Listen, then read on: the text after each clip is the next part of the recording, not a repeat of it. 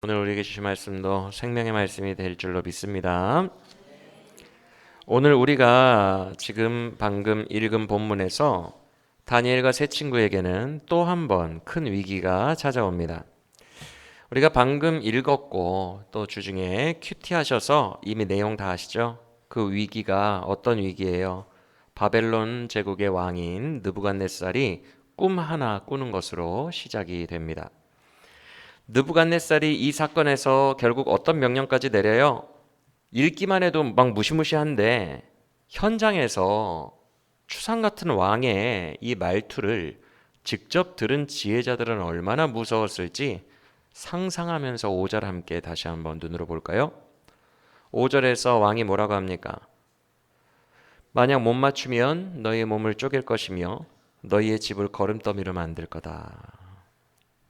무시무시하죠. 무시무시. 그러니까 왕의 말투 자체가 정말 무서워요. 얼마나 두려웠을까. 그런데 더 가혹한 건 뭐냐 하면 8절을 보시면 시간을 안 줘요. 뭔가를 할 시간을 안 주고 빨리 하래요. 너희는 지금 시간을 지연하려고 수작을 부리고 있다라고 말씀합니다. 9절도 마찬가지죠. 왕이 뭐라고 해요? 너희는 시간 끌다가 때가 변하기를 지금 기다리고 있다. 그런데 더 가혹한 건 뭐예요? 해석만 말해달라는 게 아니라 뭘 맞춰야 된다고요?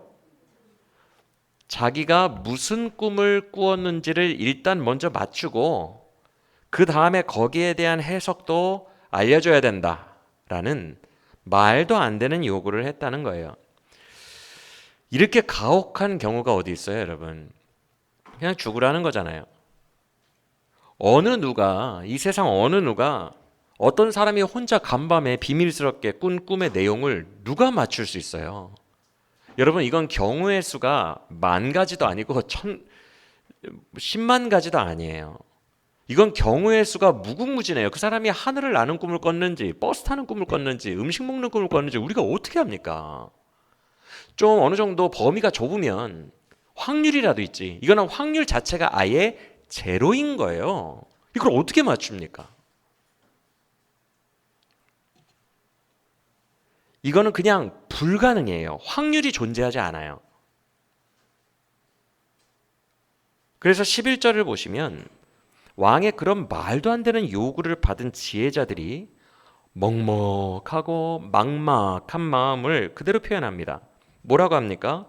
왕의 요구는 어려운 일이라. 그리고 뭐라고 해요? 신 외에는 그걸 알 사람이 육체를 가진 인간 중에는 존재하지 않습니다. 맞아요, 틀려요? 여러분 같아도 그렇게 말하겠죠? 이걸 우리가 어떻게 하느냐고. 신 외에는 해결이 안 되는 문제예요. 이게 너무 중요해요. 신 외에는 인간으로서는 해결이 안 돼요. 가능성이 제로예요. 여러분, 이런 압도적인 위기를 인생 속에서 경험해 보셨습니까? 지혜자들은 압도적인 위기 속에서 난감하다고 왕에게 말했어요.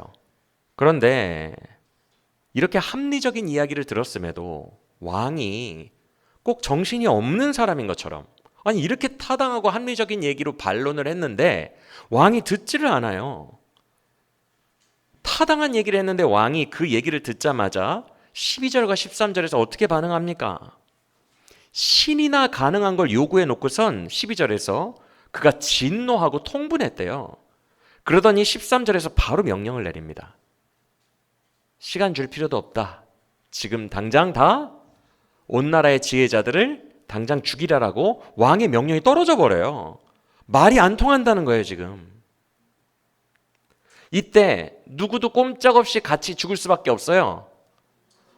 2년 전밖에 안 됐어요. 엊그저께 3년 수련 과정을 통과하고 겨우 바벨론 지혜자들의 반열에 입문자 정도로 끼어든 다니엘과 세 친구.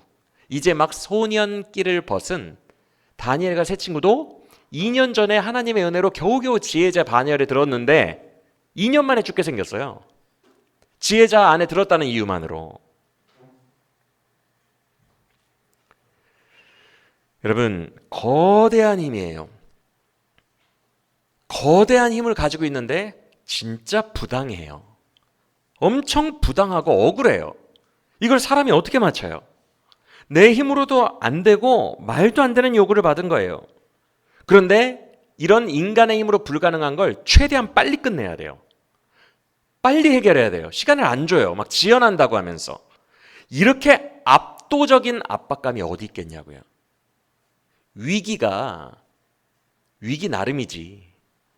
이런 압도적인 위기는 우리의 삶에 자주 찾아오지는 않아요.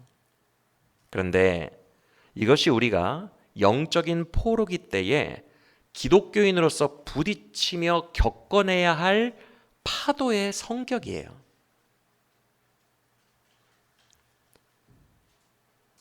파도가 오거든요. 압도적인 파도가 와요. 포로기의 특징이에요. 압도적인 파도가 올 때 성도 앞에는 두 가지의 선택밖에 없어요. 두 가지의 길밖에 없어요. 이 파도 앞에서 무너져서 더욱 타락하든지. 이 부분 잘 들으셔야 됩니다. 설교 말미에 다시 설명해 드릴게요. 포로기 때 파도는 특징이 있어요. 무너지면 더 막 살게 돼요. 더 타락합니다. 아니면 이번 파도와 맞서 싸워서 또 테스트에 통과하고 한 번 더 돌파할지. 두 개밖에 없어요. 문제는 그 파도의 크기예요. 지금 압도적이라는 표현을 제가 많이 썼죠. 이걸 어떻게 맞춰? 이걸 어떻게 이겨내? 라고 여길 정도로 압도적인 파도가 우리에게 밀어닥칠 거예요. 그러니까 어떤 느낌이 들어요? 부당해요, 하나님. 이걸 어떻게 맞춰요? 부당하다는 느낌이 들어요. 부당합니다. 이게 포로기에 우리가 겪는 파도라고요. 부당하다는 느낌이 들어요. 여러분, 부당함이라는 게 뭐예요? 4살짜리 아가에게 중학교 2학년 수준의 수학을 풀라고 말하면 그 4살짜리 아가는 부당합니다 라고 얘기할 거예요. 내가 이거 어떻게 풀어요? 지금 이 지혜자들이 겪고 있는 상황이에요. 그럼 어떻게 맞춰요? 이게 포로기 때의 파도의 스타일이라고요. 뭐 내가 할 수 있는 여지가 있어야 되는데 압도적이에요. 그래서 부당해요. 이걸 어떻게 풀어요? 우리는 그동안 부흥기의 대한민국을 살아오면서 주님에 대해 어떻게 배웠죠? 감당할 시험만 주셔 라고 배웠어요. 감당할 시험만 주셔. 때로는 슬픔과 눈물과 아픔이 있지만 그래도 다 겪을 수 있어. 그리고 또 피할 길을 내사 우리로 능히 그 시험을 통과하게 하셔. 우리는 하나님에 대해서 이렇게 배워왔어요. 맞아요? 이 말은 무슨 말이냐 하면 4살짜리면 4살짜리가 견딜 수 있는 파도만 주셨다고요. 지금까지. 그게 감당할 수 있는 시험이에요. 초등학교 2학년이면 2학년의 파도가, 6학년이면 6학년의 파도를 알맞게 주셨다고요. 주님이. 그런데 이제는 부당한 파도가 몰려온다고요. 부당한 파도. 우리가 배웠던 하나님과 다른. 그게 포로기예요. 감당이 안 되는 거예요. 이미 다니엘과 세 친구는 4년 전에 첫 번째 파도를 통과했어요. 그때도 그들은 아마 감당이 안 됐을 거예요. 애들이지, 아직 소년이지, 편하게 왕족으로 살았었지. 그런데 포로로 끌려와서 언제 죽을지 모르지. 그런데 압도적인 왕의 절대 정권이 내가 먹는 음식을 먹어라, 압박을 가해오지. 이거 소년들에게 감당이 안 되는 시험이었어요. 1차 파도가. 근데 그들은 믿음으로 뜻을 정하여 그거 통과했습니다. 맞습니까? 그런데 2차 파도는 더 압도적이에요. 이건 인간이 풀어낼 수 없는 문제가 지금 4살짜리에게 중학교 2학년 문제가 다가오는 거예요. 연이어서 터져요. 4년 만에. 코로나 이후에 다음 파도가 올 겁니다. 라고 예전 몇 년 전부터 말씀을 드렸어요. 연이어서 다가옵니다. 이제 겨우 지혜자 반열에 올라갔는데.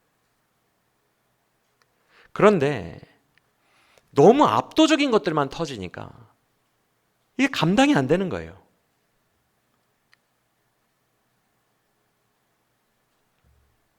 그만큼의 준비가 안 되어 있는데 더 높은 수준의 레벨의 파도가 오는 것을 압도적이라고 얘기해요. 그러면 성도들이 이런 파도를 맞으면 어떤 현상이 일어나는지 아십니까? 신앙으로 버텨내던 줄을 포기해버립니다. 놔버려요. 주님만 의지하면 어찌어찌 되게 해주시던 예전 수준이 아니라 거의 충격적으로 다가오기 때문에 이 사건들이 이게 감당이 안 되니까 신앙의 끈을 놓아버린다고요.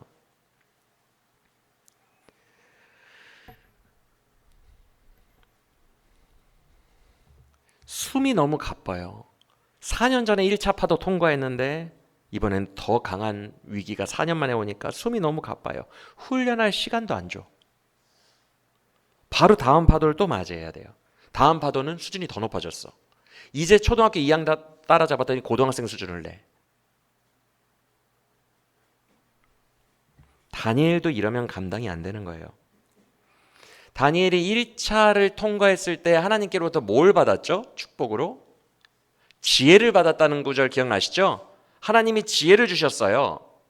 1차 파도 때 지혜라는 훈련을 받았거든요. 어떻게 보면 지혜를 받았어요. 그럼 2차 파도는 이 지혜로 내가 받은 이 은혜로 준비된 훈련으로 극복해낼 수 있는 수준이 와야 되는데 1차 때 받은 훈련 수준으로는 이게 극복이 안 되는 파도가 또 온다는 거예요.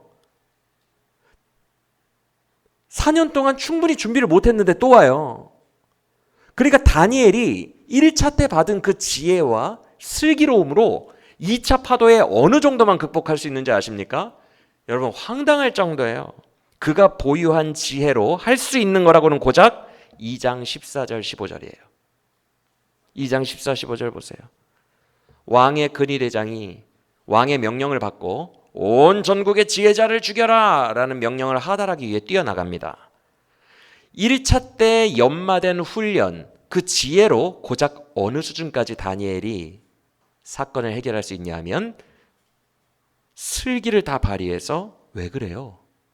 정보를 얻어내고 15절, 16절 시간을 좀 주세요. 슬기로움으로 시간을 약간 버는 것과 대체 왕이 왜 그러는지 정보를 얻어낸 정도가 다니엘이 1차 때 받은 무장한 자기가 소유한 능력이에요. 그럼 다니엘은 지금 2차 파도를 맞이할 준비가 된 거예요? 안 된 거예요? 안 됐다는 거예요. 항상 더 높은 게 와요. 내가 4년 훈련 받은 걸로는 고작 정보만 알아내는 수준. 이거 어떻게 감당하냐는 거예요. 그러면 하나님은 왜 이렇게 부당해 보이는 파도를 자꾸만 몰아치게 하시는 걸까? 감당할 수 있는 시험만 주신다며요. 나 준비도 안 됐는데 왜 이렇게 급박하게 계속 몰아가시는 걸까? 하나님이 왜 우리에게 이런 포로기의 특수한 상황들을 허락하시는지 그 이유가 몇 가지 있는데요. 먼저 하나님의 뜻은 기도하라는 거예요. 아까 지혜자들이 답을 다 알려줬어요. 뭐라고 했죠? 왕이시여, 이 문제는 누구밖에 해결할 수 없다고요? 육체를 가진 인간들은 이 문제를 해결할 수가 없다고 그랬어요. 신밖에 해결할 수 없다고 그랬어요. 그러면 우리가 할 게 뭐가 있어요, 여러분? 뭐 뛰어다니면서 뭐 사람 만나러 다니고 막 뭘 할 거예요? 수습할 거예요? 신밖에 해결할 수 없는 문제라며요. 그럼 인간 쪽에서 할 수 있는 게 뭐밖에 없어요? 수습할 수가 없으니 기도만 하는 거예요. 신에게. 그래서 감당할 수 없는 파도를 주신 이유는 기도하라는 거예요. 그 대단한 다니엘도 할 게 없어요. 기도밖에. 여러분, 하나님이 감당할 수 없는 고학년 수준의 파도를 우리에게 주셔도 하나님이 의로우신 이유가 있어요. 하나님은 그 문제도 해결할 수 있기 때문에. 감당할 시험을 주시는 것과 감당할 수 없는 시험을 주시는 것은 하나님의 불의하심이 아니에요. 왜? 시험 주신 다음에 해결도 누가 해주니까? 신만이 할 수 있다며요. 하나님이 해결할 능력이 되니까 그건 하나님이 부당한 게 아니에요. 해결시켜 줄 거니까. 여러분, 그 파도 하나님이 해결하실 수 있습니다. 우리는 이것을 믿어야 할 줄로 믿습니다. 죽으라는 법은 없어요. 하나님은 우리를 죽게 내버려 두시는 분이 아니에요. 다 뒷일을 생각하시고 우리에게 그것을 주시는 선하신 이임을 믿으시길 바랍니다. 그런데 문제는 그 사이즈가 너무 크니까 다니엘 입장에선 기도할 수밖에 없죠. 그렇죠?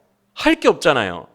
그러니까 다니엘이 바로 어떤 제스처를 취해요? 아리옥 만난 다음에 새 친구 만나러 가서 뭐 하자 그래요? 친구들에게 합심 기도하자고 합니다. 뭐라고 기도하죠? 17절. 다니엘이 아리옥을 만나고 돌아가 친구들에게 그 일을 알리고 함께 기도하자며 하는데 하나님께 우리를 불쌍히 여겨달라고 기도하자. 감당이 안 되니까 우리를 불쌍히 여겨달라고 기도하자. 이런 상황에서는 뜻을 정하여 뭐 할 것도 없어요. 그냥 기도해요. 주님을 의지하는 거예요. 여러분, 주님이 포로기에 감당할 수 없는 시험을 주시는 이유는 이제 우리의 삶의 패러다임을 바꾸라는 거예요. 주님을 의지하는 삶으로, 의지하는 방식으로 뚫고 나가는 걸로 바꾸라는 거예요. 네 힘으로 뚫고 나가는 게 아니라 주를 의지해서 상황을 돌파하는 방식으로 삶을 살아내는 방법을 바꾸라는 거예요. 여러분, 좋고 편안한 날에는요, 하나님 의지하려고 해도 잘 돼요, 안 돼요? 안 돼요. 가만히 생각해 보세요. 여러분, 내가 부귀영화와 막강한 권력을 가지고 높아지면 냉정하게 생각해 보세요. 신앙생활 가능할 것 같아요? 저는 저를 돌아보고 상상했을 때 답 나옵니다. 저 신앙생활 제대로 못합니다. 내가 부귀영화를 가지고 있으면요, 절대 주님 치열하게 의지 못합니다. 이거는 구조적으로 불가능해요. 부자가 천국에 들어가는 것은 낙타가 바늘기로 들어가는 것보다 더 어렵다라고 괜히 얘기하신 게 아니라고요. 우리는 부를 가지게 되면요, 의지할 게 많아지게 되잖아요. 돈, 인간, 권력, 이게 많아지면 절대 치열하게 주님 앞에 무릎 꿇지 않습니다. 이건 불가능하다고 보시면 돼요. 낙타가 바늘기로 들어가는 것과 비슷해요. 저는 제 스스로를 잘 알아요. 불가능할 겁니다. 아마 여러분도 그럴 겁니다.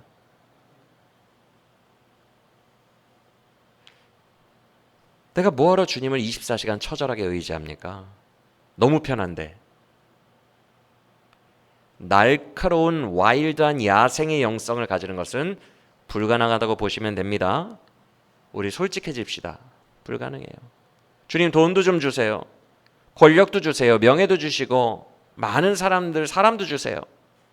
그거 다 얻고 나서 주님께로 내가 1대1로 온전하게 간다는 것은 불가능에 가깝다는 거. 그것을 기억하셔야 돼요. 그래서 주님은 정말 사랑하는 우리에게 늘 시련을 주시는 거예요. 시련 속에서 믿음으로 주를 의지하는 믿음의 삶을 살게 하시고 그 믿음을 강성하게 하시려고 시험을 주시는 거예요. 감당할 수 없는 일이 닥쳐와요? 그러면 더 전심으로 주를 의지하라는 거예요. 어차피 네 힘으로 안 되는 거 일부러 줬다. 너 손도 못 쓰게 해놨다. 사방을 꽉꽉 막아놨다. 일부러 그렇게 했다. 이제는 감당할 수 없으니 이제는 나 좀 의지할래.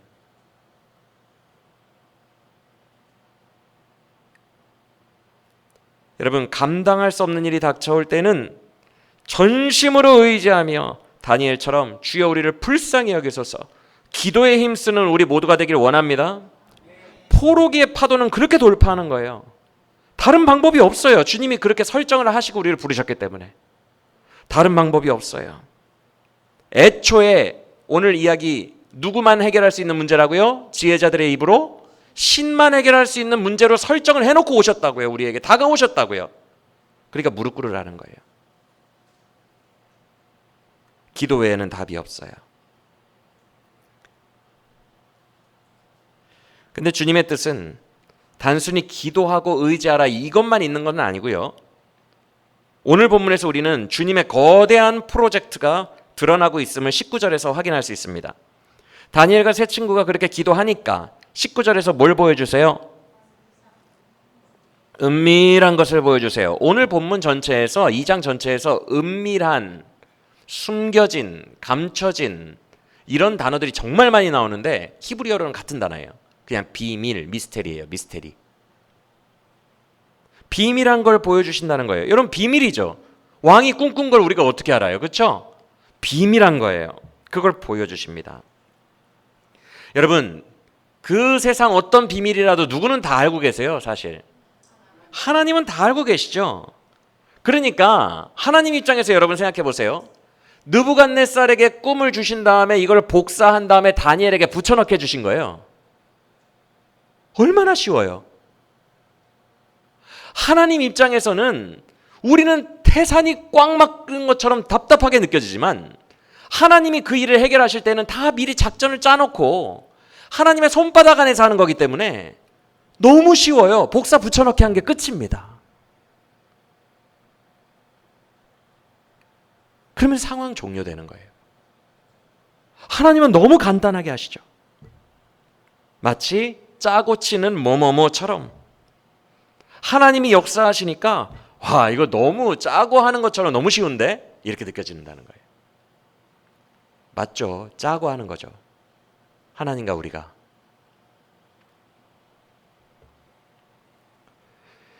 그러면 이런 사건 굳이 일으키지 않아도 되잖아요. 근데 왜 일으키셨을까요? 우리에게는 태산처럼 답답하고 어려운 문제인데 주님이 해결하시면 복사 붙여넣기만 하면 끝나. 이런 사건 굳이 안 일으켜주셔도 되는데 왜 이런 드라마를 연출하셨지? 그 이유가 우리에겐 너무너무 중요한 거예요. 사실 생각해 보세요. 알고 보면 처음부터 하나님의 분명한 계획 속에서 진행된 일이에요. 맞습니까? 느부갓네살에게 꿈꾸게 하신 이가 누구예요? 하나님이에요. 그것도 엄청난 꿈을 꾸게 하시고 그 꿈을 밀어 넣으신 이가 누구예요? 하나님이에요. 일부러 엄청난 꿈 꾸게 하셨어요. 그래서 상황을 이렇게 몰아가신 거거든요. 하나님이 다 몰아갔다고요. 이 모든 일의 주권자와 주인은 연출자는 하나님이었어요.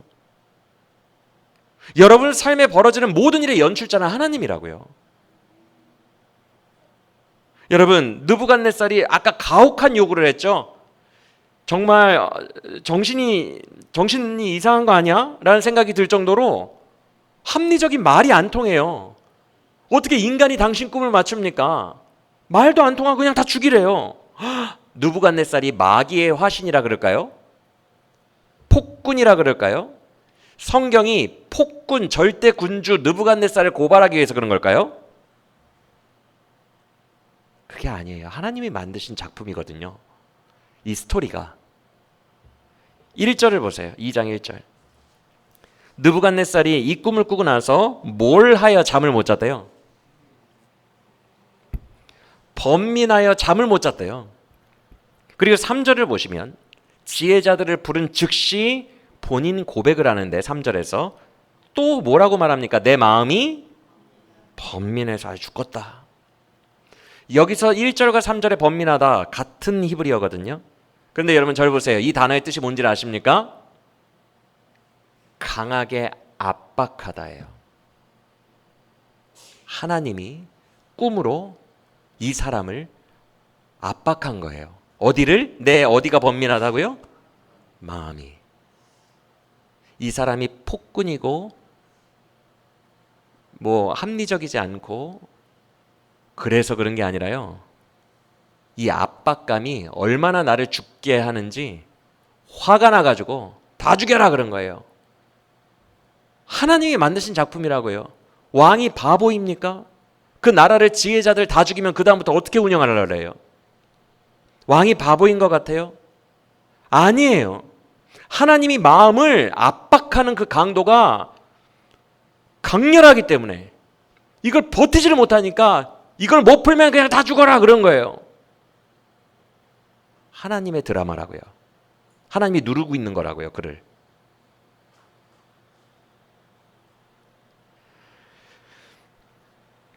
즉 그가 느끼고 있는 번민의 이 압박감이 장난이 아니라는 거예요. 여러분들도 신령한 꿈이나 독특한 꿈 꾸시죠? 차원이 다른 거예요. 여러분들 신령한 꿈 꾸시면 어느 정도 느낌이에요? 일어나서 한 시간 동안 그 감정이 살아있고 그 다음에 기도하고 묵상하죠. 왜 이런 꿈을 꾸게 하셨을까? 그리고 주님께 알려달라고 하고 좀 기억하고 있죠. 5년 지나면 잊어버려요. 그건 진짜 신령한 꿈이 아니에요, 여러분. 진짜 신령한 꿈은 사람 다 죽입니다. 압박감 때문에. 여러분, 사실 우리가 신령한 꿈을 꿨다고 했을 때 압박감까지는 없어요. 그냥 궁금할 뿐이에요. 두렵거나 궁금해. 그러다 잊어버려, 일주일 지나면. 그거는 주님이 주시는 꿈이 아니에요. 아주 신령한 꿈은 아니에요. 지금 이 사람은요, 이 압박감을 견딜 수가 없어서 사람들에게 부당하다는 평가를 받을 정도의 행동을 하고 있어요. 이 정도는 나와야 돼요. 그러면 자, 여기까지 우리가 스토리를 미루어 봤을 때 이런 일을 누가 벌이셨겠어요, 여러분? 하나님이죠. 그럼 왜 이런 일을 벌이셨을까? 29절로 가봅시다. 답을 봅시다. 답을. 왜 그러셨을까? 29절에서 다니엘이 지금 왕 앞에 나와서 본격적으로 해석을 해주려고 하거든요. 29절. 근데 뭐라고 합니까? 왕이 그 꿈 꾸기 전에 침상에서 무슨 일을 생각하실 때 하나님이 이 꿈을 주셨다 그랬어요? 이미 왕이 나라 운영과 관련해서 장래일을 고민하고 있을 때 그 답으로 이 꿈을 꾸게 하셨대요. 그래서 30절도 보시면 왕이 마음으로 생각하시던 그 이슈, 그 문제에 대해 하나님이 알려주시려고 한 거예요. 맞아요? 우리는 먼저 이것을 알아야 돼요, 여러분. 고대 근동과 지중해에 제국들의 역사가 있거든요. 그런데 아수르, 강력한 나라였죠. 북왕국을 멸망시켰죠, 아수르. 아수르와 애굽은 고대 지중해 고대 근동 역사의 제국에 포함이 안 됩니다. 여러분, 애굽은 전통적인 강대국인 거 아시죠? 애굽. 제국에 포함을 안 시켜준다고요, 역사가들이. 제국의 규모로 들어가는 첫 나라가 바벨론이에요. 그리고 그 제국을 인류 고대 근동 역사 속에서 처음 만들어낸 사람이, 자기 주먹으로 만들어낸 사람이 느부갓네살입니다. 그가 다 점령했어요. 고대 근동의 제국은 바벨론부터 시작해서 페르시아, 그리스, 로마 4개가 끝입니다. 그 다음부터는 제국이라는 호칭을 역사가들에게 들은 나라가 유럽과 근동에 나타나지 않아요. 4개가 끝이라고요. 그 첫 제국이라는 인류 역사의 스타트를 끄는 사람이 느부갓네살이에요. 그럼 얼마나 교만하겠어요? 상상이 되십니까? 얼마나 교만하겠냐고요. 그와 동시에 내가 이제 제국을 처음 만든 사람인데 우리나라가 어떻게 될까? 장래일이 고민이 될까요? 안 될까요? 그러니까 침상에서 고민한 거예요. 생각한 거예요. 수많은 생각들로 가득했을 거예요. 그런데 그 고민에 대한 답으로 하나님이 그에게 강력한 압박감이 있는 꿈을 꾸게 하세요. 내가 견디지를 못할 정도의 마음을 누르는, 이거 해결을 못하면, 이거 해몽 못하면 죽을 것처럼, 내가 아니면 전국에 있는 지혜자들을 다 죽여야 될 정도로 엄청난 압박감으로 하나님이 강렬한 꿈을 꾸게 하세요. 그러면 그 꿈의 내용이 뭐예요? 이 첫 제국을 만든 막강한 왕에게 하나님이 꾸게 하신 내용이 뭐예요? 교만하지 마라. 나는 모든 미래를 내 뜻대로 끌고 가는 여호와 하나님이라. 너 이후로도 제국의 역사를 내가 이미 다 계획하고 있다. 너 다음에는 페르시아가 등극할 것이고, 너 그 다음에는 헬라가, 그 다음에는 로마가. 나는 이미 다 알고 있다. 온 우주와 인류 역사는 내 계획대로만 움직인다. 내 손 안에 있으니 교만하지 마라. 네가 왕권을 가진 것도 내가 준 것이라. 이걸 알게 하기 위해서 그런 거예요. 이해가 되십니까? 그래서 꿈을 해몽할 때 다니엘이 제일 먼저 이런 말을 합니다. 37절 보세요. 37절. 이제 해몽이 시작되는 구절이에요. 뭐라고 하죠? 당신은 현재 왕의 왕, 즉 제국의 황제가 됐어요. 왕의 왕이 되었는데 이걸 다 누가 주셨다고요? 교만하지 말라는 거예요. 우주를 운영하는 건 하나님이라는 거예요. 당신에게 모든 정사와 권세와 능력과 영광을 하나님이 주신 겁니다. 하나님이 두시는 체스판이 있는데 당신도 고작 그 체스판의 말 하나에 불과합니다. 당신의 나라도 영원하지 않습니다. 지금 한창 교만으로 하늘 끝까지 찔러가는 이 느부갓네살에게 하늘 위에 하늘인 여호와 하나님이 계시다는 것을 깨닫게 하시고 이 꿈 사건의 권능으로 그를 초라하게 하신 거예요. 너의 나라 영원할 것 같지? 그 뒤로 제국들이 계속 생길 거다. 너의 후손, 너의 왕가는 없어질 거다. 다 예언해 주십니다. 그리고 제일 중요한 것은 이 예언의, 이 환상의 가장 마지막 부분이에요. 여러분 절 보세요. 이 환상 내용 아시죠? 머리는 금, 은이 몸통, 넓적다리가 놋, 종아리가 쇠, 그 다음에 발과 10개의 발가락. 이거 나중에 10개의 발가락 기억하세요. 항상 적그리스도 나올 때는 10개의 발가락 중에 3개가 무너지고 뿔 하나가 올라오는 그 그림이 계속 나오거든요. 10개의 왕관을 쓰고 있더라. 10개의 나라가 있더라. 이 마지막은 10개입니다. 적그리스도 때는. 그래서 제일 마지막 발가락이 적그리스도의 때예요. 신로마. 지금 우리가 앞으로 도래할. 그런데 여기는 쇠랑 뭐가 섞여 있어요? 진흙이 섞여 있는데 이거 도자기로 생각하시면 돼요. 도자기로. 진흙으로 구워낸 도자기. 근데 둘은 섞이지 않죠. 그렇게 생각하시면 돼요. 그런데 이거 설명하려고 했구나. 이 신상 환상이 있어요. 다 제국이에요. 1번 제국, 2번 제국, 3번 제국, 4번 제국, 5번 제국이에요. 그렇죠? 그런데 어디선가 손으로 사람의 손을 타지 않은 돌이 굴러오더니 달이 적그리스도 우리가 만날 신로마를 빵 깨면서 전체가 다 부서져요. 그렇죠? 이 땅의 제국이 부서지고 이 돌이 점점 커지더니 온 세계에 가득하더라라는 꿈이에요. 그렇죠? 근데 이것을 다니엘이 2장 말미에 어떻게 해석해줘요? 이 세계는 나중에 올 그리스도의 나라다. 결국 하나님의 나라가 승리할 거다. 교만 떨지 마라. 이 얘기예요. 이 땅의 제국들이 성도들을 괴롭히고 이 땅의 제국들이 막강한 권위로 성도들을 누르고 있는 것 같아도 교만 떨지 마라. 하나님이 다 주장하시고 있는 너는 체스판의 말 하나에 불과하며 훗날에 그리스도께서 오시면 그의 나라가 영원히 온 세계를 가득하게 하리라. 너희는 부서지리라. 이걸 예언하신 거예요. 그 환상이라고요. 그러니까 여러분 잘 들으세요. 여러분의 삶에 찾아온 고통이 주님 왜 이렇게 감당할 수 없는 파도만 줘요. 힘들어. 시험 감당할 수 있는 시험만 주신다며요. 몰라 너무 힘들어. 더 타락할 거야. 우리는 그렇게 근시안적으로 보지만 그 시험은 다 하나님의 드라마로 조작되어 있는 거라고요. 그 시험 속에 거대한 구속사의 의미가 있다고요. 이유가 있다고요. 이유가. 그냥 우리 괴롭히려고 주시는 게 아니라 그 안에 주님의 거대한 뜻이 담겨 있어요. 그 시험을 통과한 사람들을 통하여 그 빛을 드러내십니다. 그 진리를 드러내신다고요. 주님이 진짜 목적으로 하는 것은 그거예요. 그러니까 괴로움 자체로 받아들이지 마시고 그 속에 숨어있는 하나님의 구속사를 진행시키고 드러내는 자로 쓰임받는 것을 사모하시길 바랍니다. 여러분의 삶을 통해서 드러나길 원하세요. 원대한 뜻이 담겨있다는 것을 기억하시고 담대하시고 기대하시길 바랍니다. 여러분 우연은 없어요. 하나님은 우연히 일을 하시지 않으세요. 지금 오늘 본문에도 말하잖아요. 미래, 헬라, 그리스, 로마까지 다 계획하고 있다고. 하나님은 여러분의 삶에 우연을 발생시킨 적이 없어요.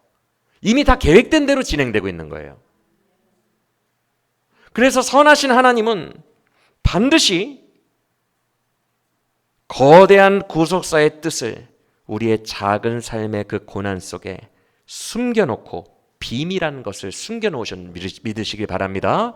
오늘 본문 2장에만 비밀한 숨겨놓은 이 단어 많이 나온다 그랬죠?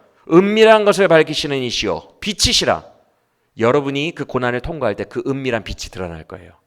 크고 비밀한 일이 보이기 시작할 겁니다. 이 포로기를 살아가는 온 세상에. 할렐루야. 예를 들어 여러분이 그 고통을 통과했을 때 그렇게 여러분의 안 믿던 가족이 느부갓네살처럼 되면 어떻게 할 거예요? 느부갓네살이 이거 인정 안 할 수가 없었거든요. 여러분 상상해 보세요. 여러분이 꿈을 꿨어요. 그걸 누가 맞췄어. 정확하게. 그리고 나 혼자 침상에서 고민하던 장래 일까지, 고민하던 나 혼자 있었던 장면까지 다 맞췄어. CCTV도 없는데 다 맞추고 예언까지 해주고 다 했어. 느부갓네살이 그 하나님의 위용 앞에 압도돼서 다니엘에게, 그 어린 다니엘에게 엎드려 절했다고 되어 있거든요. 절하다, 원어로 경배하다라는 뜻이에요. 다니엘에게 경배한 거예요. 그 애한테. 그 거대한 제국의 창시자가, 첫 번째로 인류 역사의 제국을 만든 사람이 어린이 다니엘 앞에 경배하고 무릎 꿇어 엎드린 거예요. 그러면서 뭐라고 해요? 네가 믿는 하나님이 진짜 하나님이라. 느부갓네살이 다니엘이 이 시험을, 거대한 파도를 통과했을 때 느부갓네살이 꼬꾸라지거든요. 하나님의 영광이 드러나요. 여러분이 여러분 앞에 닥친 고난을 다니엘처럼 통과했을 때 여러분의 진짜 안 믿던 그 가족들이 하나님을 안 믿을 수 없도록 승복해버리면 어떻게 할 거예요? 느부갓네살처럼. 하나님의 구속사가 담겨져 있다고요. 원대한 뜻이 담겨져 있다고요. 그냥 고통이 아니에요. 괴롭히려고 하시는 게 아니라고요. 그 안에는 빛나는 원대한 뜻, 여러분의 가족과 여러분의 주변과 세계를 살리고 그 가운데 하나님의 뜻이 계시되는, 영광으로 드러내는 그 뜻이 숨겨져 있다는 것을 꼭 기억하시길 바랍니다.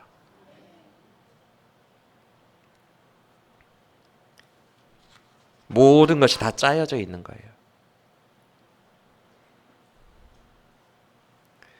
근데 다시 돌아가서 하나님이 이렇게 쓰시는 사람은 특징이 있어요. 물론 파도를 통과해야겠죠. 근데 어떤 특징이 있냐면 포로기에 버겁죠. 포로기의 버거움이 버거워도 따라가는 사람들을 쓰세요. 어떻게 따라가요?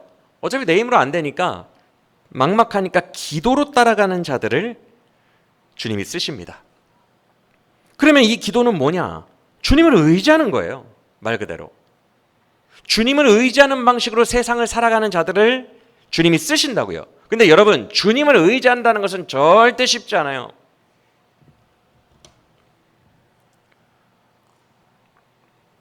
우리들 다 주님 의지하는 줄 알죠? 저도 그렇고 여러분도 그렇고. 기도하면서 주님 의지하시잖아요. 맞아요? 근데 착각이에요. 우리가 평소에 주님을 내가 의지하고 있다, 기도하고 있다라고 생각하는 것 중에 90% 이상은 착각이에요. 우리는 주를 의지하지 않아요. 주를 의지한다는 것은요, 주님께 올인하는 걸 말해요. 근데 우리는 그렇게 하지 않아요. 올인이라는 것은 모든 것을 그쪽에 건 걸 말하거든요. 근데 우리는 어떤 식으로 하냐면, 일단 기도는 해요. 주님, 이거 이렇게 해주세요라고 기도를 하고, 이게 의지한 건 줄 알아. 그리고 내가 내 삶을 살아요. 예를 들어 볼게요. 주님, 우리 가족 변화시켜 주시고 주님 믿게 해주세요. 기도는 해놓고 집에 가면 가족들을 내 자아대로 대해요. 여전히 옛 습관대로. 그건 주님을 의지했다고 하는 게 아니에요. 그거는 그냥 발 한쪽만 걸쳐놓고 무당이 비나이다 기도 한번 해놓고 딴짓하는 것과 똑같아요. 그건 주님을 의지한 것도 아니고 기도한 것도 아니에요. 한쪽 발 걸쳐놓고 내가 살아간 거예요. 다니엘처럼 올인해야 돼요. 목숨을 걸어야 돼요. 그게 기도했다고 하는 거예요. 의지했다고 하는 것은 주님 이런 소원 들어주세요. 우리 가족 잘 되게 해주세요. 해놓고 보장해놓고 딴짓하는 게 아니라고요. 그래서 우리들이 다 저 기도하는데요, 저 주님 의지하는 것 같은데, 가족 기도도 맨날 하고 맨날 하는데, 아니라고요. 의지하는 것은 말만 해놓고 끝나는 게 아니라 진짜로 내 몸을 거기에 던지는 거예요. 내 삶을. 그걸 의지했다고 하는 거예요. 그래서 우리가 생각하는 의지하면 다 착각일 수 있다는 거예요. 다니엘처럼 목숨 걸고 그쪽에 올인해야 돼요. 여러분, 포로기는 전심으로 나아가는 사람들만 살아남을 수 있어요.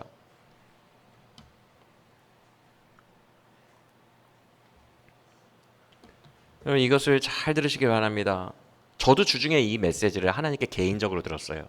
그러니까 여러분에게 선포하는 이 메시지는 따로 들었고, 저 개인적으로 이런 메시지를 들었어요. 지금은 결단해야 돼요. 전심으로 주를 따라가는 자, 주를 의지하는 자만 살아남을 수 있어요.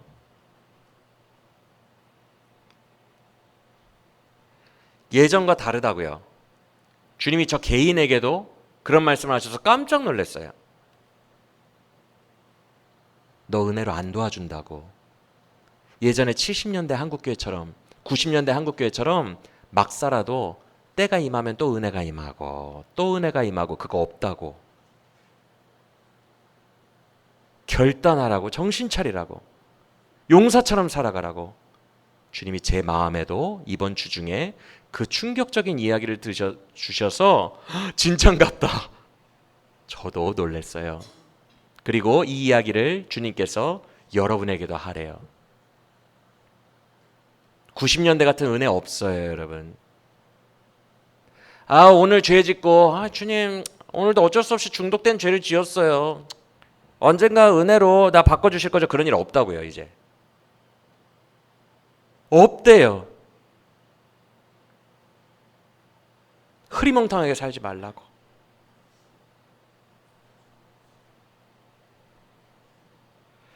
예전과 달라요. 전심이 아니면 다니엘과 같은 마인드로 살지 않으면 2학년 때 6학년 파도가 몰려오는 거 못 뚫고 나갑니다. 앞서 설교 초반에 언급했죠. 포로기 상황에는 양극화가 심해져요. 제가 이거 몇 주 전부터 얘기했는데, 그렇죠? 포로기 때는 양극화가 심해져요. 2학년에게 6학년 문제가 다가오면 성도들이 어떻게 하냐면, 아까도 말했지만 잡고 있던 신앙을 의지하기가 너무 힘들어요. 편하게 살았기 때문에. 그래서 이거 줄 놔버립니다. 그러면 더 타락하게 돼 있어요. 무조건 더 막 살게 돼 있다고요. 그래서 양극화가 심해진다고요. 돌파한 사람은 자기를 연단하여 더 높은 곳으로 올라가고, 그 이전 파도에 무너져서 나가 떨어진 사람들은 더 타락한다고요. 왜? 붙잡는 걸 놔버렸으니까. 그리고 어떻게 자기 위안을 해요? 은혜로 언젠가 90년대 부흥기처럼, 한국교회 부흥기처럼 은혜가 임해가지고 나 회개하게 하시고, 이렇게 생각하며 더 죄 짓는다고요.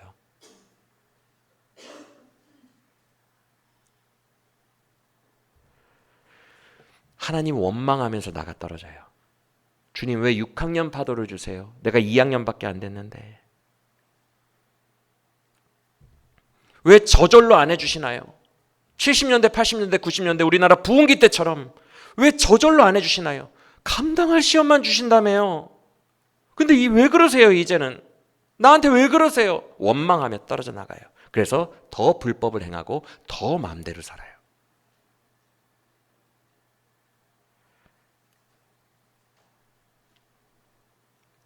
이런 경우 악순환이 계속되는데, 차라리 성도가 아닌 하나님 모르는 자였으면 괜찮아요. 그런데 성도가 이렇게 타락을 하고 파도를 못 넘어가고 계속 90년대 때에 저절로 되는, 그냥 언젠가 은혜로 날 만져주시겠지, 저절로 감 떨어지겠지, 저절로 될 거라는 아니라는 생각을 가지고 살아가게 되면, 성도잖아요. 롯이 소돔과 고모라에 살 때 그 심령이 상한 것처럼, 개가 토한 것을 다시 먹을 때 더러운 걸 아는 것처럼 이 감정이 너무 힘든 거예요. 수련회 전에 우리의 여리고를 찾아 나가는 과정 중에 제가 이 설교를 했어요. 여러분의 삶의 우울함과 슬픔과 막 어떤 사건만 터지면 이게 극복이 안 되니까, 이 사건을 이겨내지를 못하겠으니까 막 우울하고 막 너무 힘들거든요. 그러면 여러분들은 어떻게 하십니까? 더 나락으로 떨어지면 더 마음대로 행동하거든요. 막 화도 내버리고 몰라 해버리고, 감당이 안 되는데 계속 오거든요. 그 여리고가, 내가 점령 못하는 여리고가. 그러니까 우리 성도는 점령 못하는 녀석이 오면, 계속 오면, 여기서 포기하게 되면 더 막 행동을 해요. 주님 원망하면서. 그럼 이게 악순환이 되는데 제가 그때 뭐라 그랬어요? 여러분에게 찾아오는 모든 슬픔과 우울함은요, 남 탓이 아니라 다 여러분의 여리고성 죄 때문이에요. 그게 여러분을 고통스럽게 하는 지옥으로 만드는 거예요 라고 얘기했었어요. 기억나십니까? 그러니까 성도가 이 파도에서 나가 떨어지면 더 타락하고 더 막 살게 되는데, 이때 그의 심령은 더 죽어간다고요. 고통 속에서. 차라리 주님이라도 모르면 편할 텐데 성도니까 이 악순환 속에서 더 괴로운 거예요.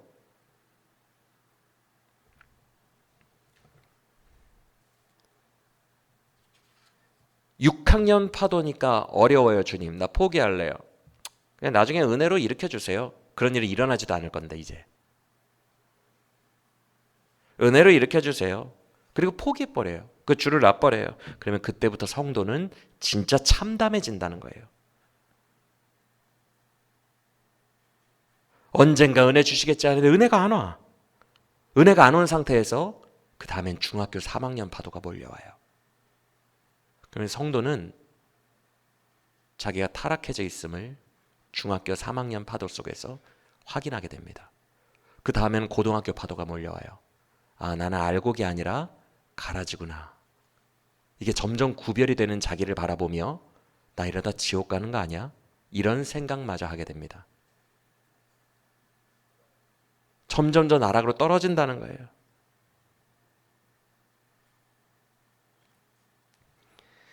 사랑하는 여러분, 여러분의 삶에 그 사건만 터지면 못 견디고 우울한 거 있죠.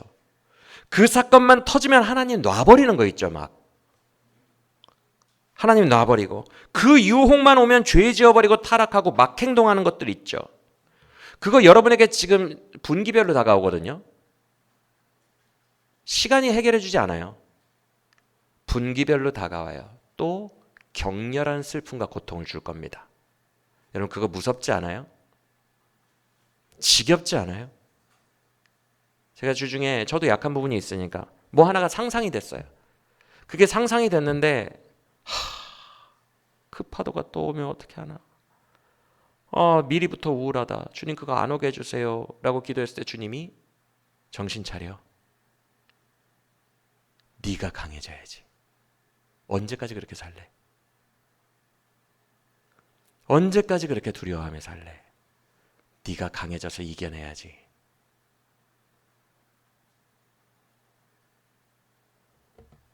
여러분, 답은 하나뿐이에요. 오늘 설교 제목이 정면 돌파 외에는 답이 없다예요. 답은 하나예요. 여러분, 언제까지 거기에 유린당하고 사실 거예요? 또 온다니까요. 그것만 오면 내가 더 막 살게 된다니까요. 하나님 원망하면서.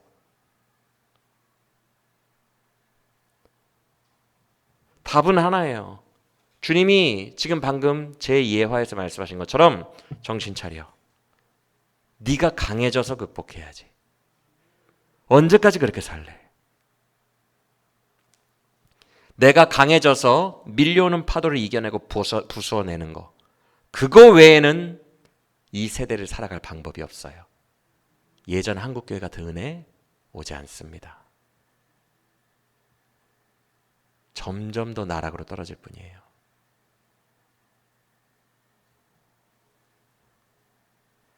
여러분, 파도에 휩쓸려 보셨어요? 전 파도 놀이를 좋아해가지고 파도에 많이 휩쓸려 봤는데, 한번 휩쓸리면 막 몸이 뒤집어지고 막 속에서 물 먹고 난리죠. 물 먹고 겨우 올라왔더니 다음 파도가 또 와요. 그렇죠? 그럼 또 물 먹고 막 정신을 못 차려요. 물 속에서 이러다 내가 죽겠구나, 이러다 죽는 거구나 라는 걸 깨닫게 되죠. 파도에 한 번 넘어진 성도가 느끼는 느낌이 이거예요. 다음 파도에 정신을 못 차립니다. 이러다 죽는구나, 그 느낌밖에 안 들어요.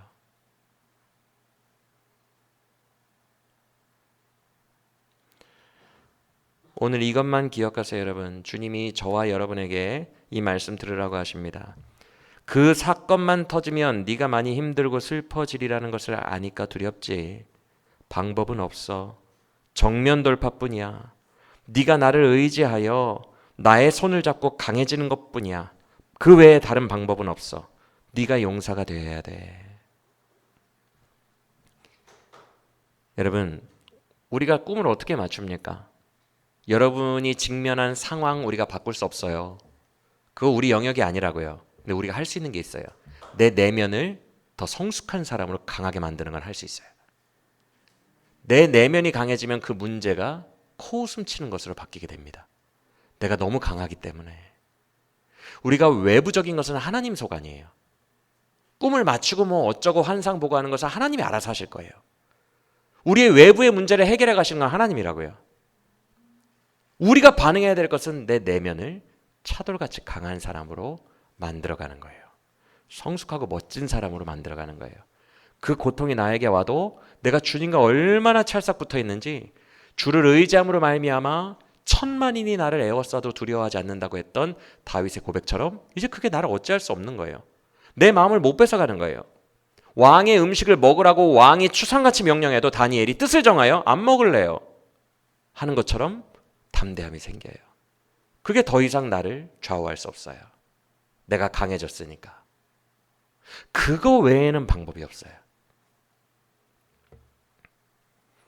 여러분, 맞서야 합니다. 언제까지 그 밀려오는 것들에, 주기적으로 반복되어 밀려오는 파도들에, 나를 괴롭히는 것들에 속수무책으로 살 거예요.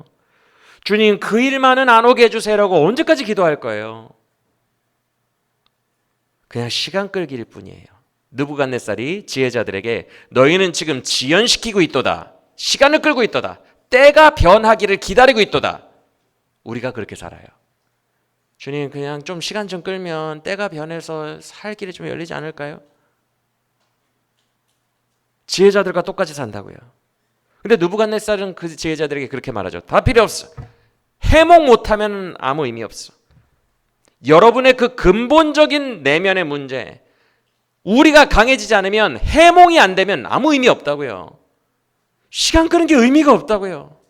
이게 해몽이 돼야 돼요. 압박감으로 주님은 우리에게 압박을 주고 계세요. 이 시대적으로.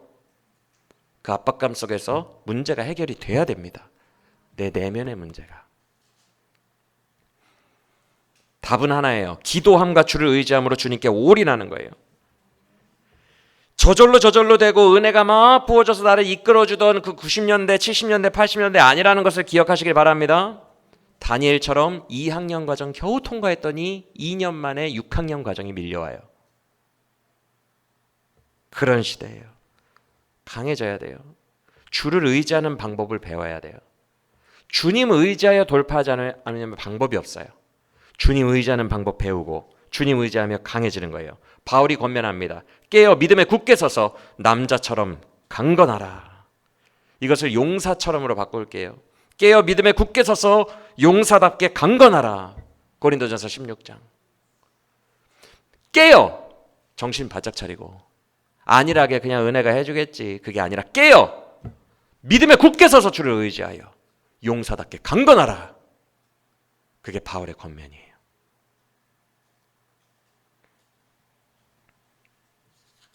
여러분, 용사답게 돌파하는 우리 모두가 되기를 원합니다. 두려워하지 마세요. 두려워하지 마세요. 6학년 파도, 중학교 파도도 다 누구는 복사 붙여넣기 하실 수 있어요? 하나님이 다 해주세요. 두려워하지 마세요. 하나님 의지하는 법 알려주시려고 그래요. 하나님을 의지하고 하나님께 딱 붙어가지고 하나님을 의지하는 힘으로 내 내면을 강하게 만드는 법을 알려주시려고 그래요. 그 힘으로 살아가는 법을 자녀에게 알려주시려고 하는 거니까 6학년 파도가 밀려오든 중학교 파도가 밀려오든 두려워하지 마시길 바랍니다. 우리가 내 내면을 강하게 하는 방법으로 컨셉 딱 잡고, 그쪽 방향성 딱 잡고 밀려오는 파도마다 주님 의지하여 영적으로 분투하면 반드시 그 파도는 극복하게 될 뿐만 아니라 여러분의 작은 삶 속에 흐르는 위대한 비밀한 구속사도 그때 드러나게 될 겁니다.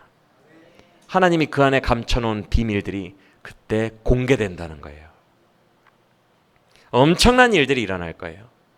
나는 그냥 내 작은 인생 속의 파도인 줄 알았는데, 개인의 일인 줄 알았는데, 그걸 주와 함께 극복하는 순간 주님이 내 주변에 일으키시고 주의 살아계심을 계시하는 엄청난 일들이 나를 통해 빛으로 드러나실 거예요. 할렐루야. 이 포로기에 하나님 살아계심이요 하나님이 우리와 함께 하신다는 것을 증거하는 일들이 우리에게서 일어나는 거예요.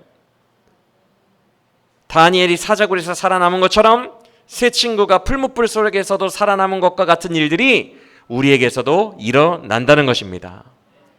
여러분, 주님은요 포로기 문서들을 통해서 느부갓네살, 벨사살, 다리오, 고레스, 아하수에로, 아학사스다 6명의 왕에게서 네가 믿는 하나님이 참 하나님이시다라는 고백을 받아냅니다. 그게 하나님이에요. 포로기 때 다들 눈으로만 보죠. 파도 왜 이렇게 높아, 왜 이렇게 힘들어, 부당해. 다들 근시안적으로 그것만 보면서 원망하죠. 아니에요. 하나님은 뜻이 있어요. 6명의 황제들에게 교만하지 마, 내가 하나님이야, 내가 역사를 주관하고 있어라는 것을 고백을 다 받아내신다고요. 철저하게. 그게 하나님의 구속사이시고 하나님의 뜻입니다. 여러분, 한국교회 모르겠어요. 저는 그렇게 생각해요. 주님 주신 말씀이 있기 때문에 은혜가 점점 고갈될 겁니다. 은혜가 점점 고갈되고 예전처럼 은혜가 막 저절로 막 어느 순간 갑자기 그냥 자리에 딱 앉았는데 막 회개가 터져 나오더니 막 7시간 동안 막 울며 불며 그런 일은 점점 빈도수가 줄어들 거예요.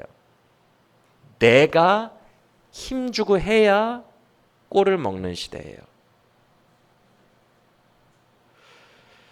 한국교회가 지금 극동방송이나 이렇게 막 들리는 걸 봐도 예전에 90년대, 80년대, 70년대의 하나님이 지금도 똑같이 해줄 줄 아는 느낌들이 되게 많아요.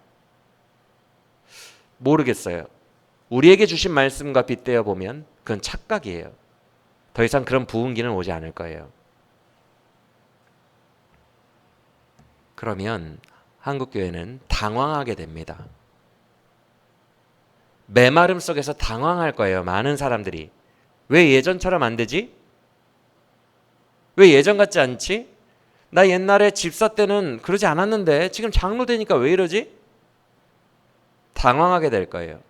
하나님 살아계심을 의심하게 될 거고, 그럴 때에 한국교회에 흩어진 유대인들에게 희망을 주고 소망을 줄 수 있는 사람이 누구예요? 다니엘과 같은 사람이에요.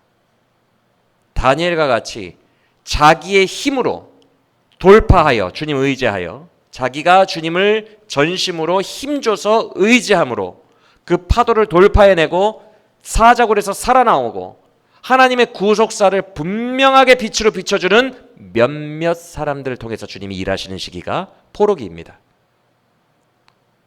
그 사람들이 나머지 흩어진 유대인들에게 희망을 줄 거예요.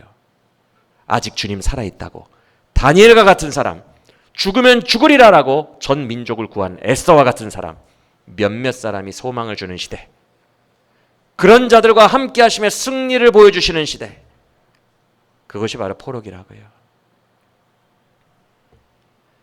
이제 용사만 살아남고 용사가 영광을 얻는 시대가 왔어요.